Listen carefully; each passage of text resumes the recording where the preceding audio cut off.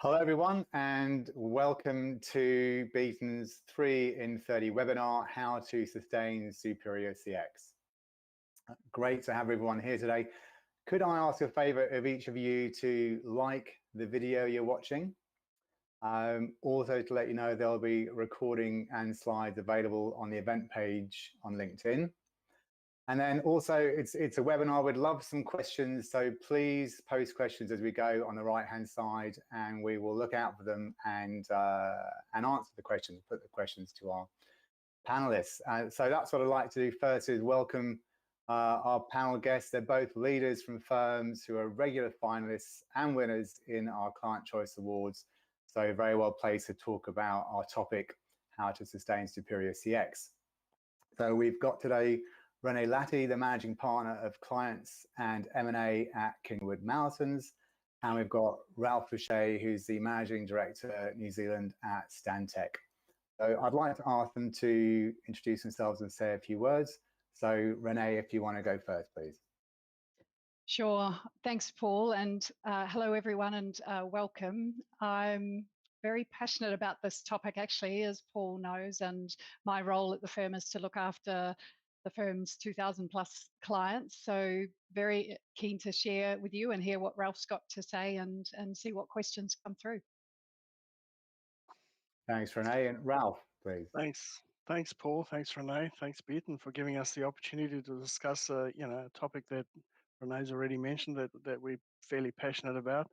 Yep, I'm the Managing Director for New Zealand and for Stantec, and it's a company that's been in operation for over 100 years in New Zealand, and one of the first bits of interest driving the customer experience journey that I experienced was when I was the National Business Development Manager.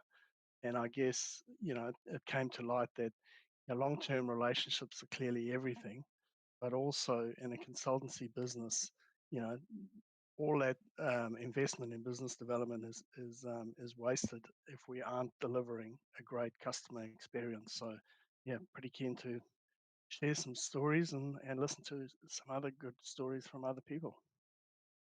Brilliant. Well, thanks both for being my panelists. And if we can go to the next chart, please. So everyone's talking about CX and customer journeys. And for many businesses, this customer journey follows a transaction from A to B, and then it's finished. What's different for the professions, professional services, so most of the people on this call, and our client journey, is that our service is built on relationships, exactly as Ralph just mentioned. So it's not a journey from A to B, but it's actually a cycle from A to B and then back to A again. So what you can see on this chart is our Beaton CX framework has 4 phases, from onboarding to operational to outcomes to ongoing relationship, and then back to onboarding for the next job. So each phase represents a set of interactions between a firm and its clients. So we ran research in 2019 with over 1,300 clients, and we found that clients' experience on these interactions affects the emotions that they feel. And that's the key thing about CX. And those emotions in turn affect the CX scores. Now, a lot of people on the call will be going, hold on, there's a 5th phase. Yes, there is a 5th phase, which is pre-positioning, BD, and marketing. And we cover that in our Beaton benchmarks research for the drivers of consideration and purchase and most valued interactions. But these 4 phases are in this study. And from our perspective, CX is more than just technical quality or service or value. It's thinking about interactions along the whole client journey, including the ongoing relationship between jobs. Next chart, please. So this chart looks at the CX scores at each of those 4 phases across law, built environment consulting, engineering, and accounting and consulting. And what's interesting, because we've said a couple of times we're in the relationship business, is that you can see the CX scores for each of those three professions drops off at that ongoing relationship phase. So I'm going to open up to our panelists now. And the question is what are the challenges to delivering consistently excellent CX at each phase, and maybe some examples of what's worked at your firm or what hasn't worked. And Renae, if I can start with you, please. Yeah, sure. Actually, I was interested in one of the comments you made on the previous slide about, client experience is more than just the technical expertise, but the reality is for professional services, that's what we get trained on. That's what we think we're very good at. And so, of course, that is the bit that we love focusing on, because that is what's got us to where we are in our career. And I think it's really interesting seeing that chart and how we're all doing fairly well through the process, but then it drops off in between. And it's interesting when you reflect on that. I think part of that is, Paul, because not everyone that is an excellent technical expert is excellent at building relationships. And I think that in the past, perhaps a lot of focus has been put on, well, how good in my profession, how good are you as a lawyer? How excellent are you? How do you, how do you get the answer to the client, etc. Whereas actually there's a lot more focus these days on having more all-round skills. And I think once upon a time, you couldn't really, you might make it to the top of your industry by just being technically excellent. I think that there's a lot more expectation on people these days, but the reality is not everyone is good at that. And so, when I look at the challenges, you've already hit the nail on the head. The biggest challenge, I think, is the fact that we're trying to get consistent experience across the firm. And when I sort of step back and go, well, what do I want my clients to be able to say about me and us and the way that they work with us? And for us, our client mantra is we want to be the team that clients love to work with, which is actually picking up on an emotion itself. And I can talk a bit more about that later. But it's very hard when, you're dealing with hundreds, if not thousands of different people all the time. So I think that is one of the challenges. The other challenge that this chart shows is the fact that the client journey within an organization like ours, even though the legal advice is incredibly important, the client experience starts way earlier and finishes after that, and will involve many other people in the organization that is not the lawyers. So we spend quite a bit of time working with what we call our shared services teams about, hey, you guys will see some pretty amazing things. What do you think we can be doing better for the client experience, and making sure that the whole firm feels like, being the team that the clients love to work with is not just about the lawyers, it's about the entire organization.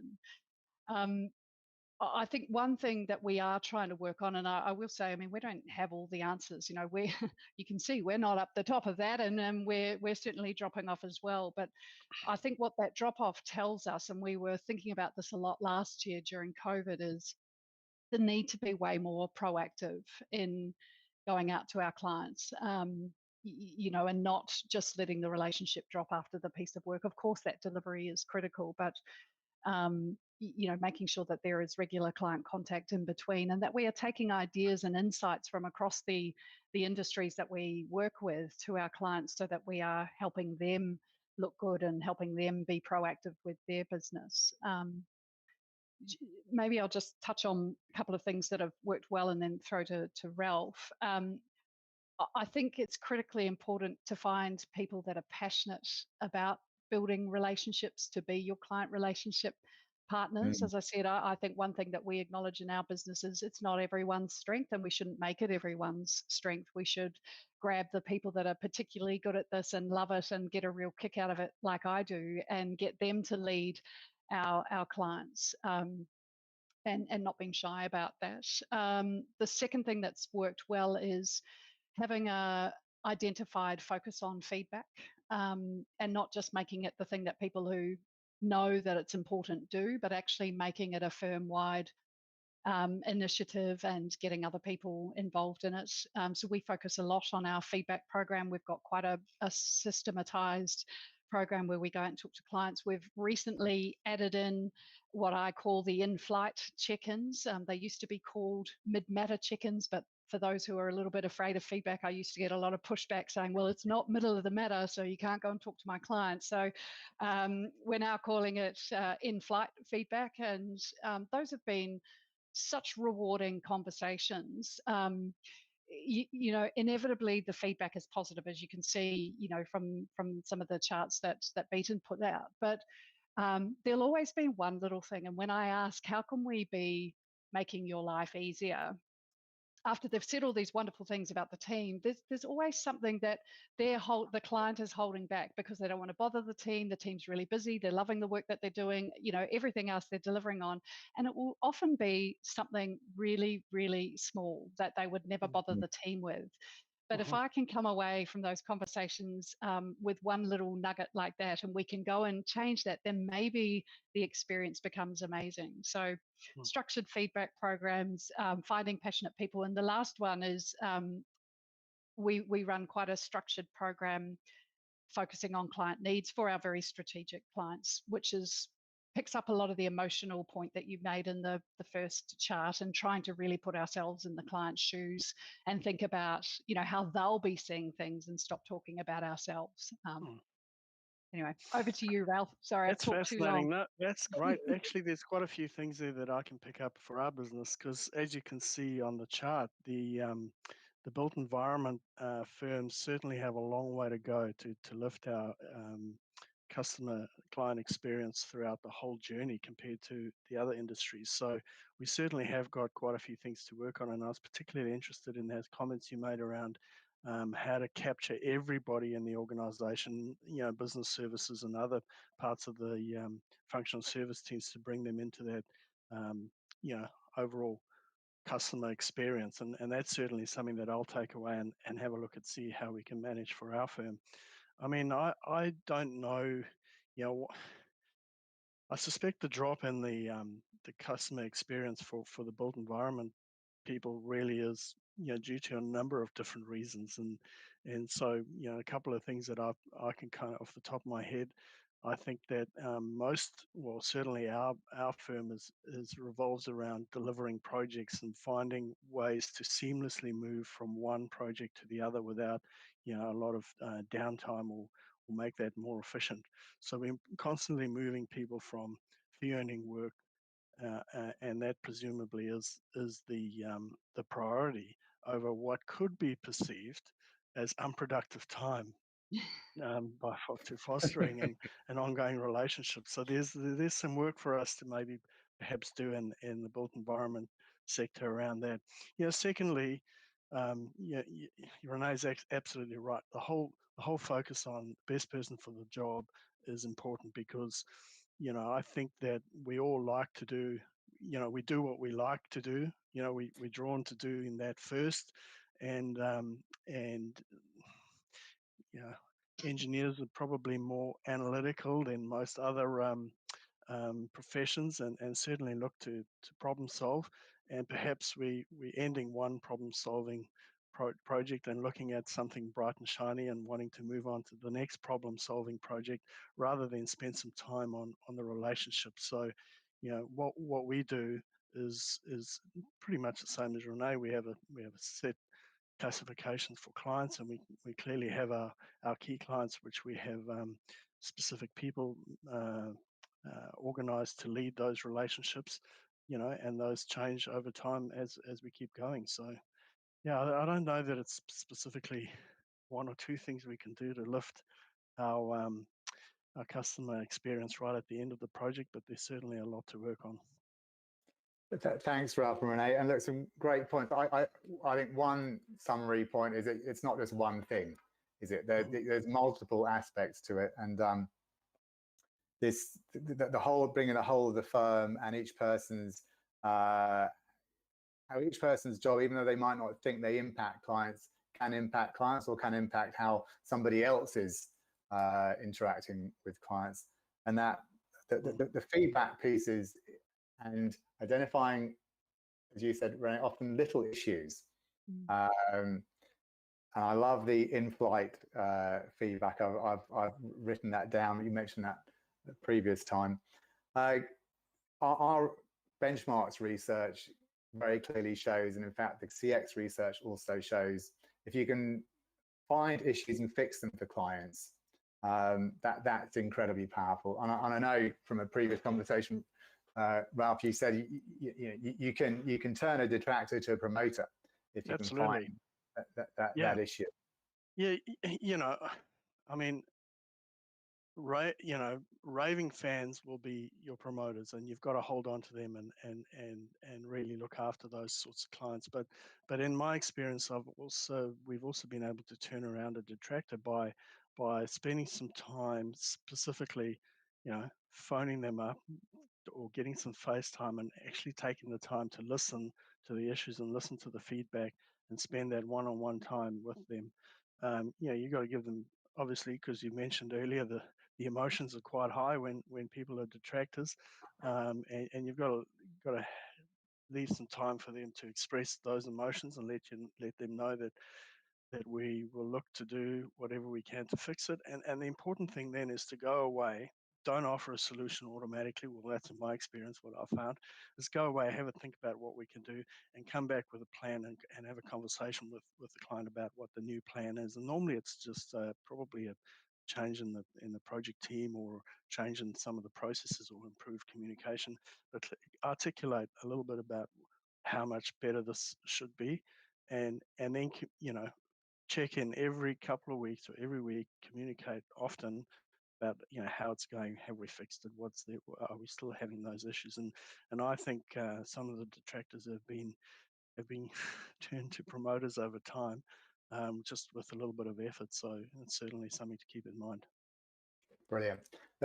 Thanks. I'm going to move on to a couple of charts, and I'll stop in after two more charts for discussion again. We talked about emotions and promoters and detractors, and this chart plots emotions and how they drive Net Promoter Score. And we've got supported as an emotion, so positive emotion on the left, and unimportant, a negative emotion on the right. I think we're all so busy in life, and there's so many things going on that most of the time people can't be bothered to actively promote someone. That means strongly recommend, or detract, strongly recommend not to use a firm. So it takes a significant amount of emotion to make clients go out of the way to promote or detract. And if you look at the plots on these charts, it's also interesting to see that it takes a high experience of positive emotion to drive promotion, and less experience of negative emotion to drive detraction. So that's the emotion side of CX, and thinking about how emotions help humans and people and our clients make decisions. Next chart, please. So we've talked about, or we've heard about how to pick people that are passionate for your CRPs, and that makes absolute sense from Renae and from Ralph, thinking about people's mindset and maybe more focused on solving critical problems and who's best for working with clients or work on relationship stuff. CX and culture are completely linked, and this chart looks at percentage of clients who say that firms act or don't act in line with their stated values, and law and built environment both have 15% of clients saying their firms do not act in line with their stated values. So if culture drives CX, my question is, how do you lead your people to live your values consistently?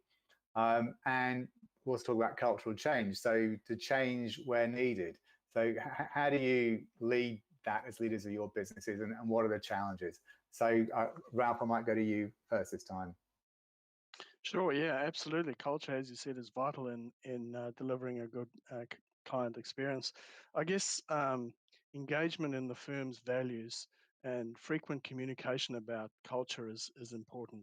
I mean, what's good in perhaps one office or one location, what might be a good culture in one office or location certainly is not the same for another. So it just depends on the people that make up that culture. But what we need to do, as a firm or as a group in the industry, is be authentic about who we are and what we're trying to do, and be meaningful with each of one of those conversations about what culture means for us.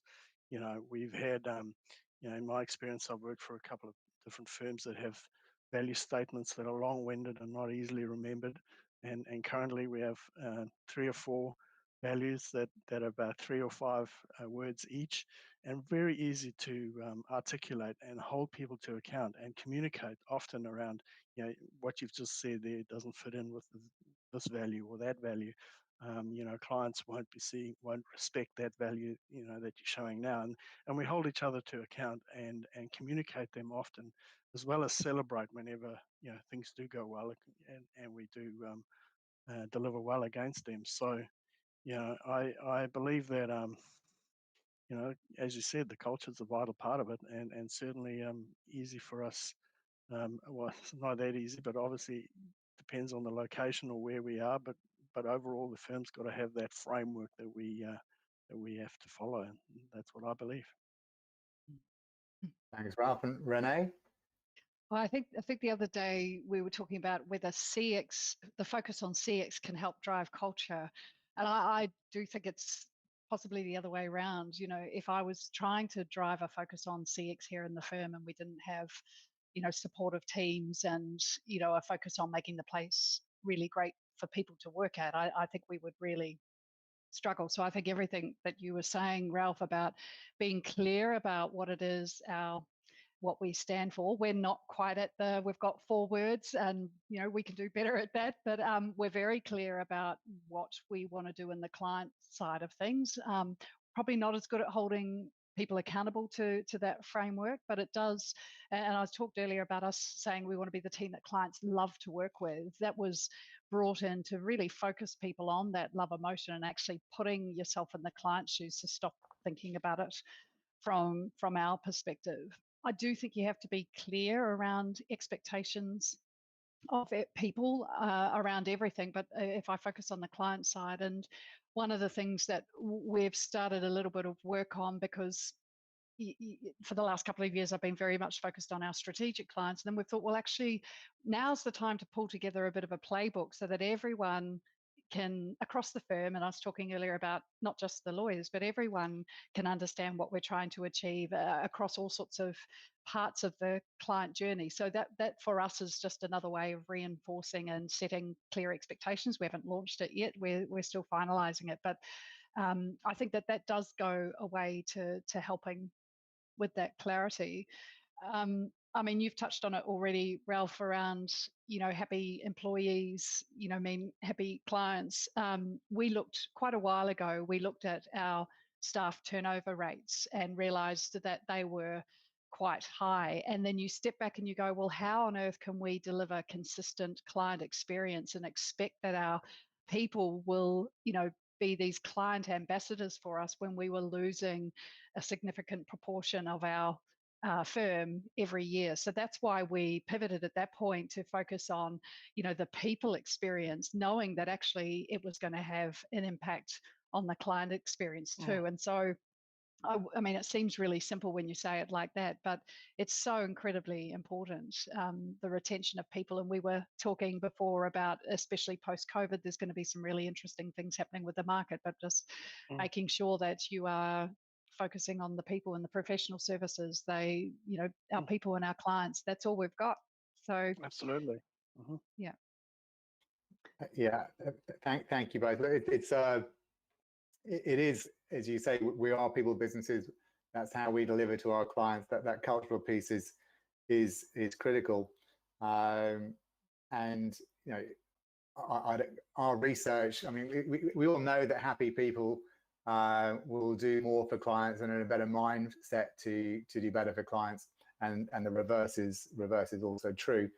There's a consistency piece, and I want to make sure we do get to a question. And we had a good question in from Joel Borolski, which is how far should a firm push for consistent client experience when it has a number of excellent, successful advisors, each with a different service style? And you both touched on some of this as we've gone through. So it's an excellent question, Joel, and maybe Renae, maybe you want to have a crack at it first for a couple of minutes.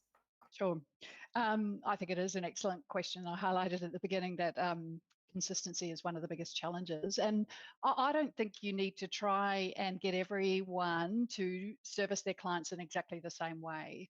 What we've tried to focus on is a couple of things that are real pain points for the client and make sure that that's delivered in a consistent way. So, for example, we would get a lot of feedback about, we need to know more about what's happening with the fees. Like, I need regular updates, etc. And that, that can be fixed by coming up with a standardized meta template, traffic light reporting that just goes out regularly at the push of a button that, any PA or anyone can do. But that's not trying to change, what fundamentally the individual might be, delivering in terms of the service quality.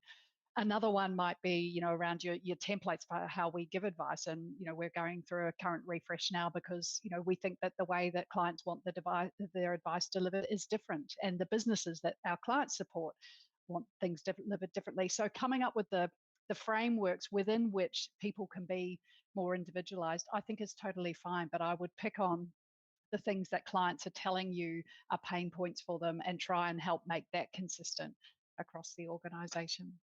Don't know if that helps. I agree. Absolutely agree. There's, for our firm, framework is important, but with a firm with 16 offices around the country, each one of our clients has a different expectation on the client experience that they're looking for.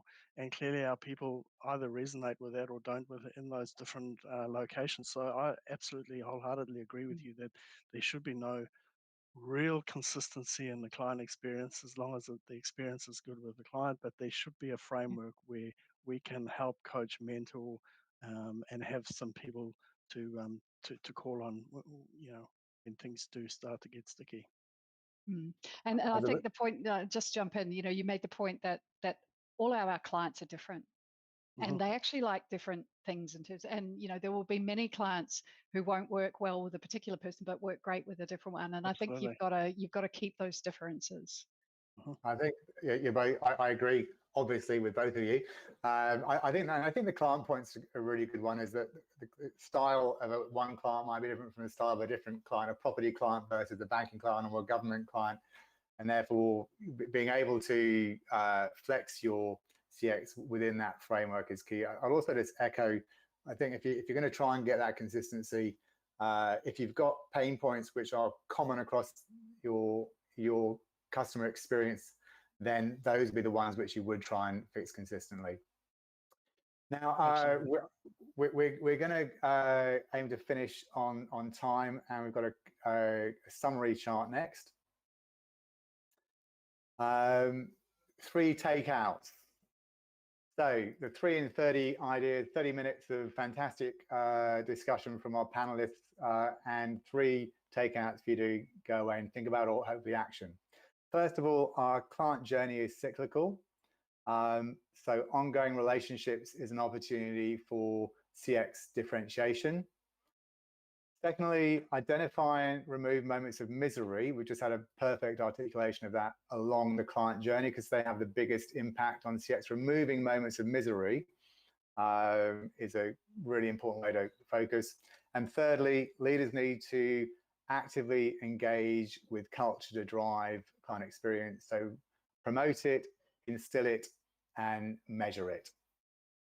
So I've got a couple of charts to finish off to about our next 3 in 30 and client choice festival. So don't miss the next exciting episode of our 3 in 30, which is the dangers of discounting and what to do instead. So it's a critically important topic, and that's on the 19th of May. One of my fellow partners, John Clay, will be leading that with another expert panel. And then finally, the Client Choice Festival. And I'm going to thank Renae and Ralph personally for being panelists, but also for Wood Mallesons and Stantec for being supporters of this festival. It's an online festival of excellence and thought leadership and professional services, 11th to 13th of May. It's got a brilliant agenda. So please look at attending that. Thank you very much indeed to Ralph and Renae, and thank you to everybody for attending our webinar. Pleasure. Thanks for having us.